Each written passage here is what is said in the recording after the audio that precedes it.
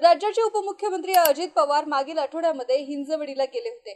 त्या दौऱ्यावेळी अजितदादांचा सरपंचांना झापतानाचा व्हिडिओ खूप व्हायरल झाला होता। सरपंच काहीतरी सांगण्याचा प्रयत्न करत होते, मात्र अजितदादा संतापलेले दिसले आणि त्यांच्यावर रागावलेले होते। हिंजवडी गावचे सरपंच गणेश जांभूळकर यांचं नेमकं काय म्हणणं होतं ते आता समोर आलेलं आहे। पण आता सरपंचांनी थेट दादांवर गंभीर आरोप देखील करत नेमकी मागणी काय होती ते सांगितले। माझी गावाची जी भूमिका आहे तीच माझी भूमिका आहे। हिंजवडी, माण आणि सातगाव मिळून एक स्वतंत्र महानगरपालिका होऊ द्या। आमची ग्रामपंचायत काम करायला सक्षम आहे। पिंपरी चिंचवडमध्ये जायची आम्हाला काहीही गरज नाहीये। तिकडे अजूनही रस्ते खराब आहे आणि फुल गर्दी असते।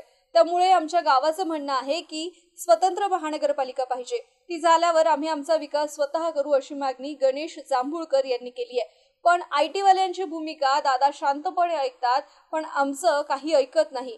आम्ही गेलो की दादांची एकच भूमिका असते, तुम्ही गप्प बसा, आम्ही सांगेल ते ऐका, काम होणारच। त्यामुळे मला आणि गावकऱ्यांना वाटतं की अजितदादांनीही आमचं ऐकून घ्यायला पाहिजे असं सरपंचांनी म्हटलंय।